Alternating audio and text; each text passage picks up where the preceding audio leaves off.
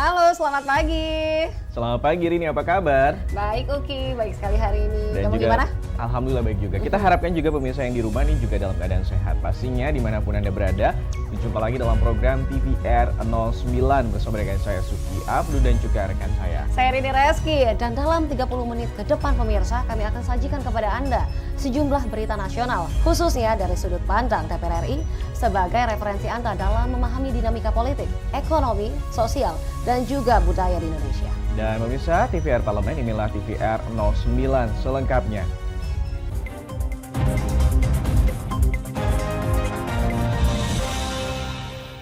TVR 09 kita awali pagi ini dengan berita dari Komisi 11 DPR RI yang mengapresiasi langkah-langkah yang dilakukan pemerintah Provinsi Sumatera Barat ini dalam menanggulangi dampak dari kenaikan harga bahan bakar minyak. Salah satunya dengan melakukan operasi pasar. Meski inflasi di sejumlah daerah terus meningkat akibat dampak kenaikan harga BBM, Komisi 11 DPR RI mengapresiasi langkah pemerintah Provinsi Sumatera Barat dalam mengendalikan inflasi. Seperti diketahui, tingkat inflasi Provinsi Sumatera Barat mencapai angka 8,01%.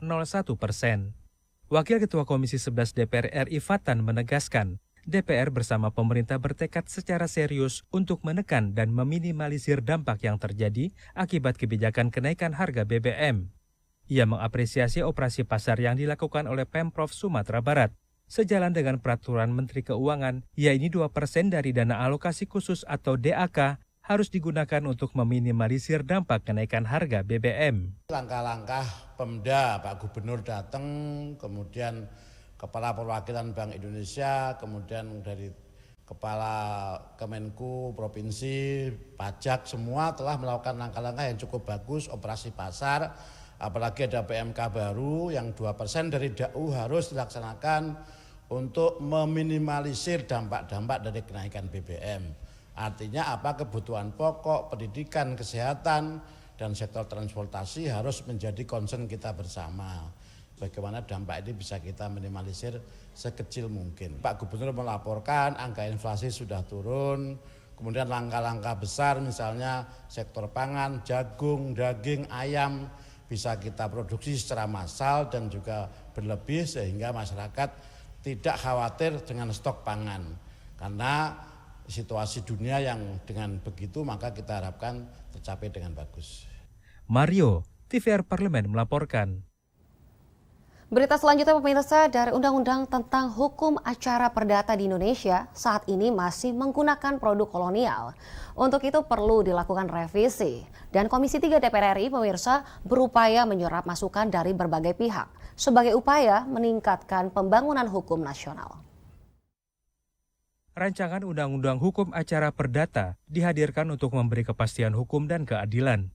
Tim Kunjungan Kerja Legislasi Komisi 3 DPR RI menggelar pertemuan dengan Ketua Kejaksaan Tinggi, Ketua Pengadilan Tinggi, dan Kapolda Daerah Istimewa Yogyakarta, serta pakar hukum Universitas Gadjah Mada Yogyakarta untuk menggali masukan terkait pembahasan Rancangan Undang-Undang Hukum Acara Perdata.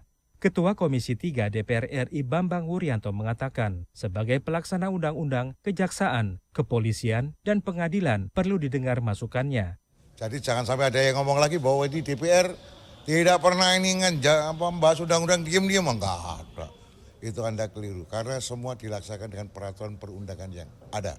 Mulai dari Undang-Undang Dasar 45, pembentuk Undang-Undang nomor 11 yang 12 yang tahun 2011 yang kemudian dirubah menjadi Undang-Undang nomor 20. Kepala Kejaksaan Tinggi Daerah Istimewa Yogyakarta, Katarina Endang Sarwestri mengusulkan agar Jaksa Pengacara Negara atau JPN diperkuat agar maksimal saat membela negara ketika negara digugat perkara perdata maupun tata usaha negara. Kalau dari kejaksaan masukannya itu penguatan jaksa pengacara negara. Karena jaksa pengacara negara ini menjaga kewibawaan pemerintah negara pada saat negara digugat, baik itu perdata maupun tata usaha negara, jaksa pengacara negara yang mewakili. Ketua Pengadilan Tinggi di Yogyakarta, Setiawan Hartono berharap Undang-Undang Hukum Acara Perdata ini bisa mengatasi persoalan putusan perkara perdata yang selama ini bertele-tele. Dari Kota Yogyakarta, Syahroni, TVR Parlemen melaporkan. Pemirsa, Komisi 8 DPR RI ini mendorong penuntasan kasus kekerasan dan juga penganiayaan yang sebabkan kematian terhadap salah satu santri di Pondok Pesantren Gontor. Tentunya informasi selengkapnya pemirsa sesaat lagi. Untuk itu tetaplah bersama kami di TVR 09.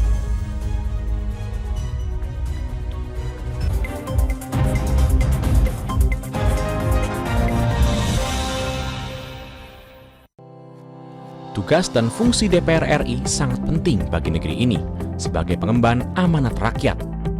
Namun tidak banyak yang tahu apa saja fungsi dan tugas dari DPR. DPR mempunyai 3 fungsi pokok, yaitu legislasi, anggaran, dan pengawasan. Ketiga fungsi tersebut harus dilaksanakan dalam kerangka fungsi representasi yang mengedepankan kepentingan rakyat berdasarkan aspirasi masyarakat dan untuk kesejahteraan rakyat.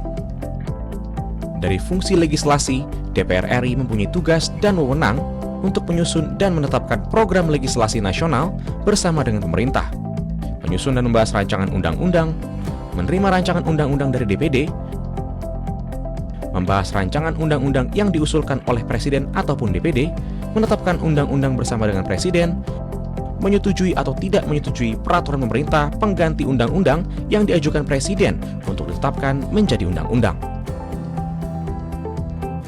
Sementara, fungsi anggaran membahas dan memberikan persetujuan atau tidak memberikan persetujuan terhadap rancangan undang-undang tentang APBN yang diajukan Presiden, memperhatikan pertimbangan DPD atas rancangan undang-undang tentang APBN dan rancangan undang-undang terkait pajak, pendidikan, dan agama, menindaklanjuti hasil pemeriksaan atas pengelolaan dan tanggung jawab keuangan negara yang disampaikan oleh BPK, memberikan persetujuan terhadap pemindahan aset negara maupun terhadap perjanjian yang berdampak luas bagi kehidupan rakyat yang terkait dengan beban keuangan negara. Dan fungsi pengawasan, melakukan pengawasan terhadap pelaksanaan undang-undang, APBN, dan kebijakan pemerintah, membahas dan menindaklanjuti hasil pengawasan yang disampaikan oleh DPD terkait pelaksanaan undang-undang mengenai otonomi daerah, pembentukan, pemekaran, dan penggabungan daerah, pengelolaan sumber daya alam dan sumber daya ekonomi lainnya, pelaksanaan APBN, pajak, pendidikan, dan agama. Terima kasih. Video ini dipersembahkan oleh TV dan Radio Parlemen, Biro Pemerintahan Parlemen, Sekretariat Jenderal, dan Badan Keahlian DPR RI.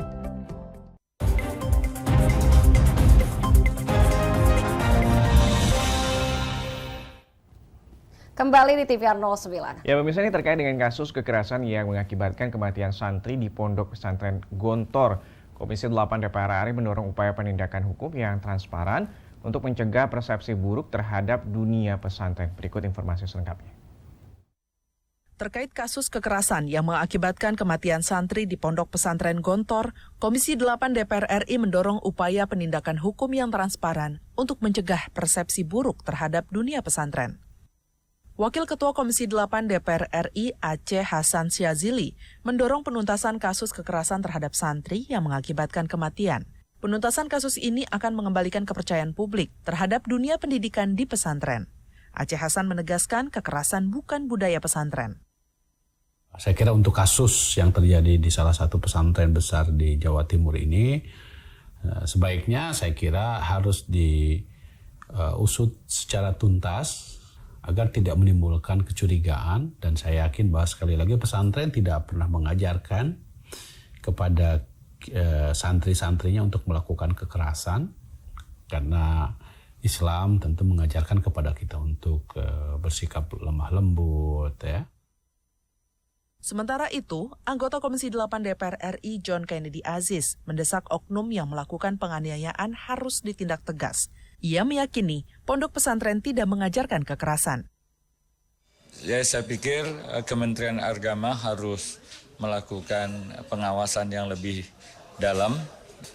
Begitu juga Kementerian Pemberdayaan dan Perlindungan Anak supaya juga memperhatikan konteks ini. Karena memang ini kan berdampak kepada anak-anak ya, yang berkaitan dengan recovery khususnya kepada korban anak-anak itu. Hilman Hidayat dan Rifki, TVR Parlemen melaporkan. Rancangan Undang-Undang Perlindungan Data Pribadi atau RUU PDP yang sudah disetujui di tingkat 1 diharapkan dapat mendukung pemerintah dalam membuat roadmap peningkatan sistem keamanan data nasional. Rancangan Undang-Undang Perlindungan Data Pribadi atau RUU PDP yang sudah disetujui di tingkat 1 diharapkan dapat mendukung pemerintah dalam membuat roadmap peningkatan sistem keamanan data nasional. Anggota Komisi 1 DPR RI Dev Akbar Syahfikarno menilai, selama ini pemerintah gagal melindungi data pribadi masyarakat. Belakangan muncul sosok peretas dengan nama Bjorka yang membobol data pribadi pejabat tinggi negara. Namun hingga kini, pemerintah belum mampu menemukan siapa dalang di balik peretasan tersebut. Ya, ini membuktikan bahwa masih banyak loophole ataupun juga kesempatan-kesempatan yang perlu ditutup agar tidak hal ini terulang kembali. Tentu kita harapkan pemerintah setelah dengan adanya Undang-Undang PDP disahkan untuk memperkuat sistem pengamanan kita, membentuk pusat data nasional dan juga menunjuk siapa yang bertanggung jawab akan kedaulatan data kita. Sementara itu, anggota Komisi 1 DPR RI Muhammad Farhan menyoroti standar keamanan cyber yang dimiliki setiap lembaga negara, sehingga mudah untuk dibobol oleh peretas seperti yang dilakukan Bjorka saat ini. Berdasarkan data dari BSSN itu sudah membuat sebuah standar pengamanan cyber di setiap lembaga negara apabila terjadi risiko-risiko. Tetapi ternyata catatan yang lain juga, hanya 5 sampai maksimum 10% saja peringatan-peringatan itu yang dipatuhi oleh para lembaga negara. Jadi pertanyaannya gini sekarang, kenapa para lembaga negara itu nggak patuh? Rifki dan Vini, TVR Parlemen melaporkan. Ya pemirsa, ini penyelenggaraan P20 pada 5 hingga 7 Oktober 2022 mendatang diharapkan dapat menjadi momen untuk mengukuhkan kolaborasi dalam mempercepat pemulihan ekonomi akibat dari pandemi COVID-19 dan juga mewujudkan tujuan pembangunan yang berkelanjutan. DPR RI menilai penyelenggaraan P20 Speaker Summit pada 6-7 Oktober 2022 menjadi momen parlemen mengukuhkan kolaborasi dalam mempercepat pemulihan ekonomi akibat pandemi COVID-19 untuk mewujudkan tujuan pembangunan berkelanjutan atau Sustainable Development Goals atau SDGs. Dalam rangkaian kegiatan BKSAP Day, Wakil Ketua BKSAP DPR RI Mardani mengatakan, BKSAP mengajak partisipasi publik, khususnya kaum muda, untuk mengambil peran dalam andil pemulihan ekonomi nasional dan mensukseskan event P20 agar menghasilkan pembangunan berkelanjutan yang lebih kuat. Dulu mungkin banyak fosil, sekarang kita green economy. Dulu mungkin anak muda nggak terlibat, partisipasi diperbanyak.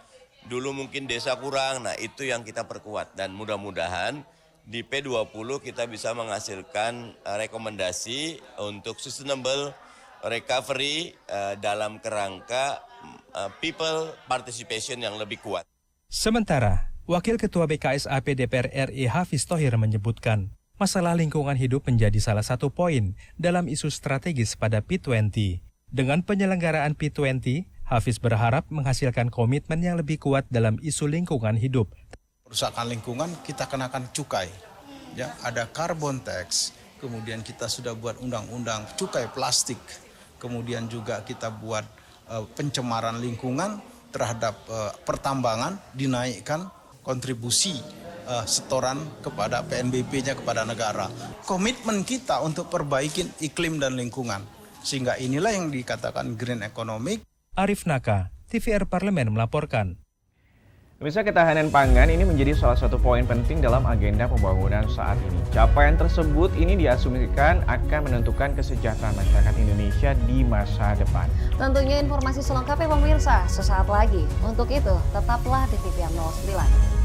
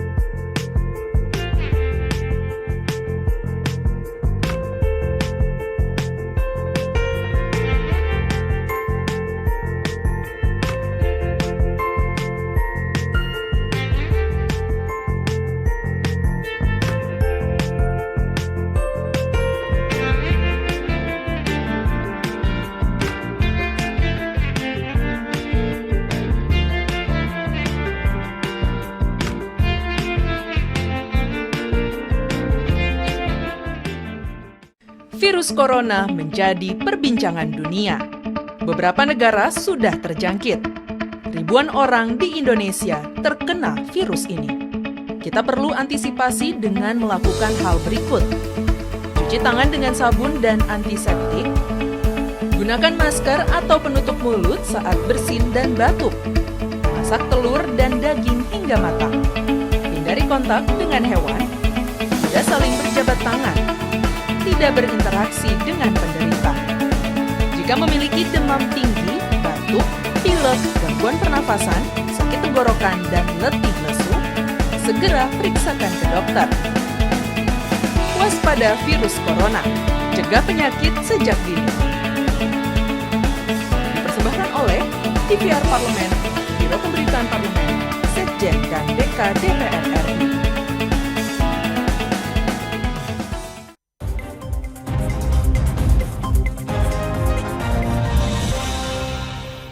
Lagi di TVR 09 pemirsa. DPR RI bersama pemerintah terus melakukan sinergi guna mencegah krisis pangan di tanah air. Dengan meninjau dan terjun ke lapangan secara langsung untuk meninjau dan menyerap aspirasi dari pelaku ekonomi. Nah, upaya mewujudkan ketahanan pangan tidak bisa dilakukan secara parsial, apalagi dengan mengedepankan ego sektoral. Ini perlu sinergi dari semua pihak untuk membuat program yang tepat dalam memajukan sektor pertanian, perikanan, dan juga peternakan yang berperan mendukung upaya kedaulatan pangan nasional. Nah, pemirsa, berikut ini laporan mendalam yang telah dirangkum oleh tim redaksi TVR Parlemen dalam segmen Editorial Parlemen.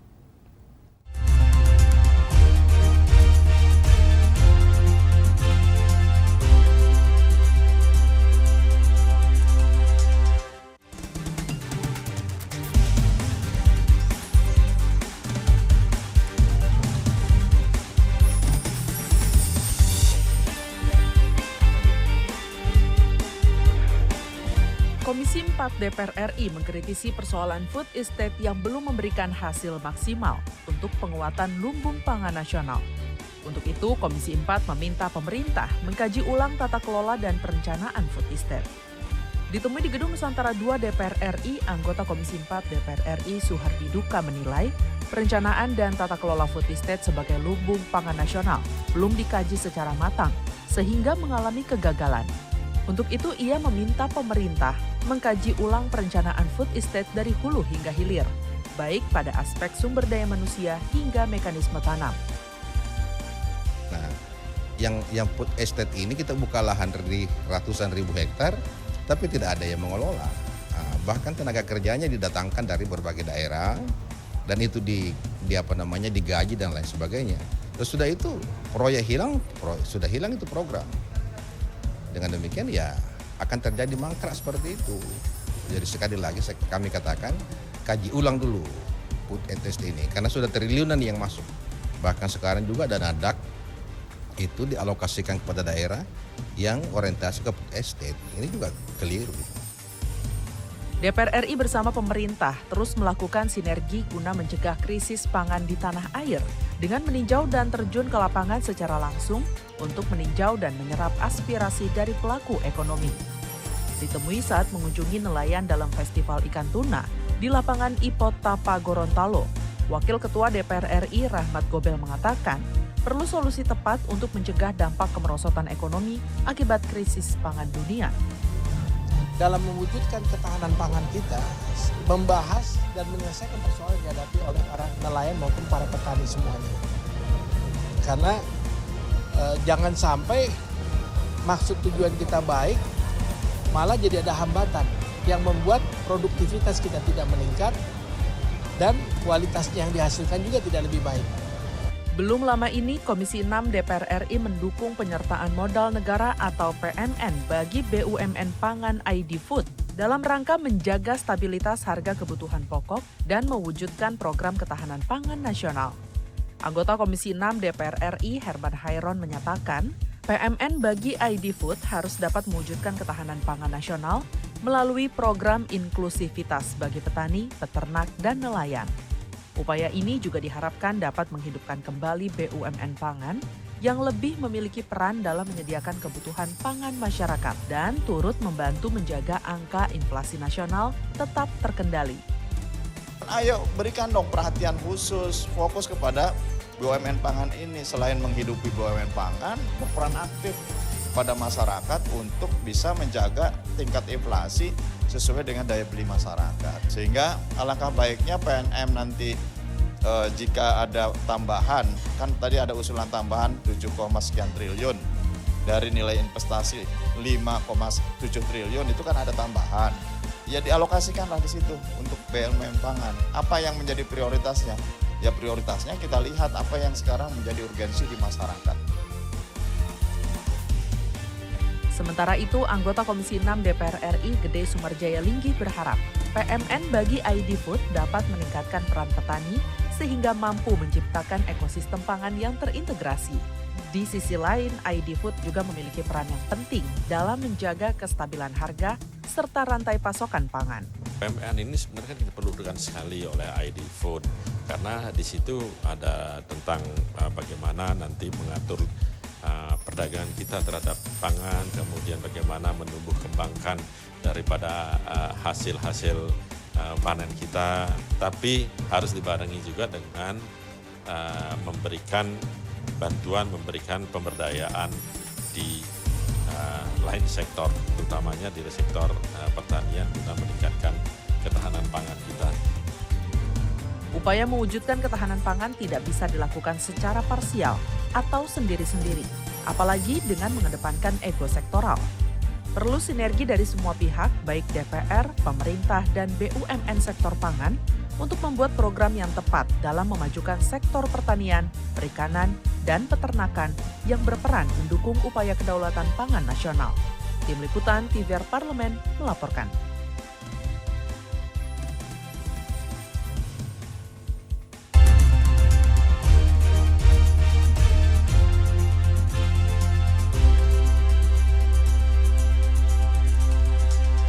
Misalnya nih beruntungnya kita tinggal di Indonesia karena banyak sekali keindahan alam yang bisa dijadikan sebagai destinasi wisata. Ini salah satunya adalah Pulau Padarin.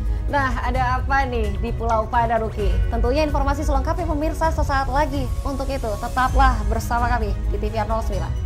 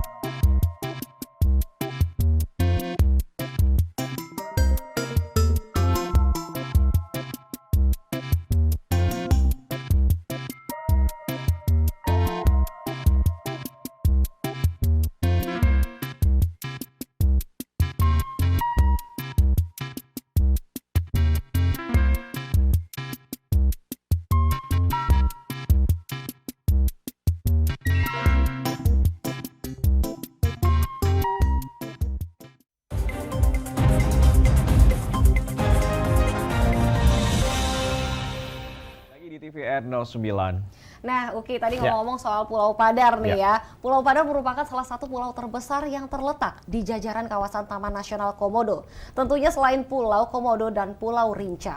Nah, Pulau Padar ini memiliki iklim kering dengan semak-semak dan juga padang rumput coklat yang membentang, menciptakan pemandangan bukit sabana yang sangat indah.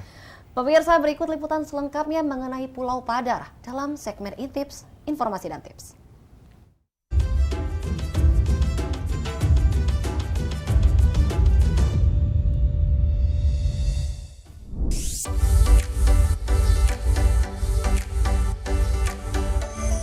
Pulau Padar Labuan Bajo memang menjadi salah satu pulau terbaik di Indonesia yang mesti pemirsa singgahi.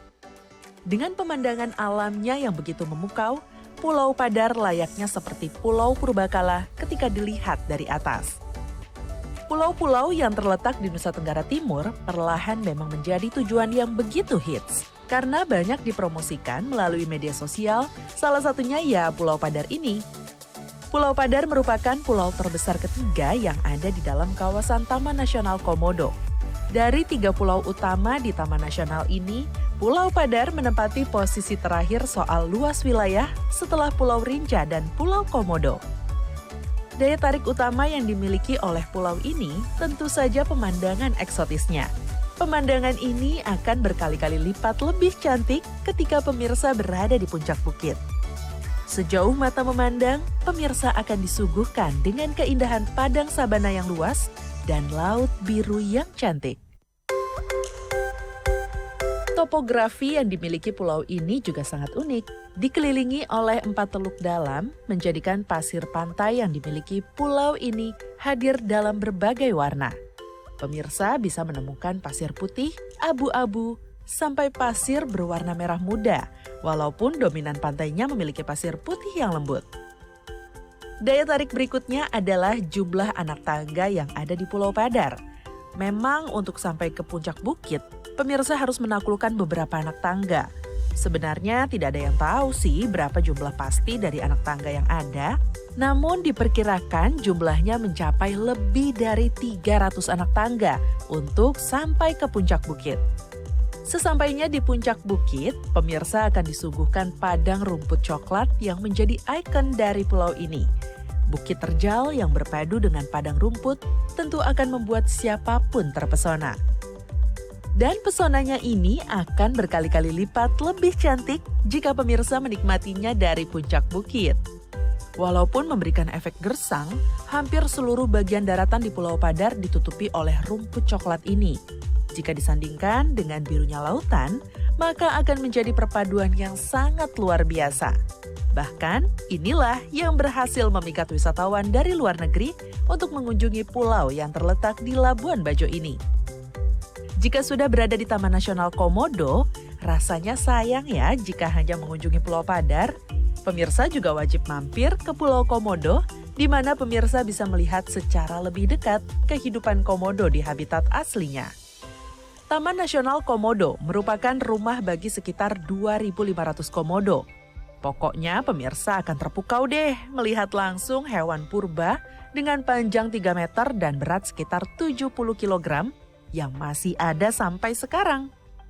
Meskipun begitu, pemirsa hanya bisa melihat hewan ini dari jarak 300 meter ya, sebab komodo merupakan hewan buas. Selain itu, air liurnya pun mengandung racun. Jadi pemirsa perlu tetap waspada. Pengalaman langka seperti ini tentunya hanya bisa pemirsa temukan di Indonesia, negeri kita tercinta. Jadi jangan lupa untuk memasukkan Taman Nasional Komodo ke dalam bucket list liburan pemirsa ya.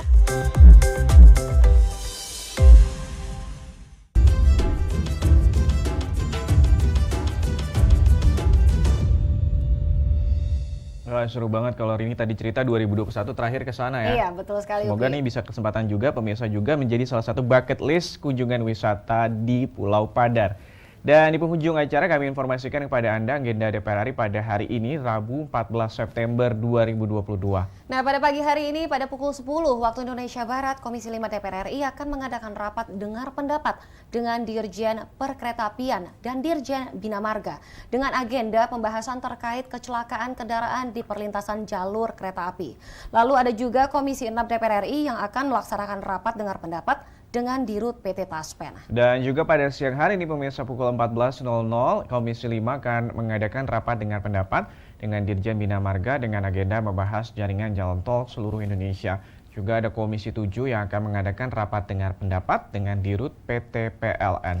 Dan sejumlah agenda juga program DPR RI lainnya juga dapat Anda saksikan secara langsung di TVR Parlemen melalui kanal utama, kanal komisi, dan juga kanal alat kelengkapan dewan lain yang dapat Anda akses di tvr.dpr.go.id.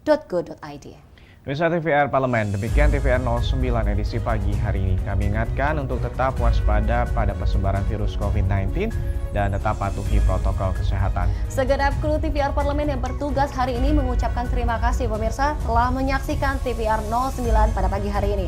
Saya Rina Reski dan juga rekan saya. Dan saya Suki Abdul. Sampai bertemu kembali TVR 09 esok pagi. TVR Parlemen, Referensi Indonesia.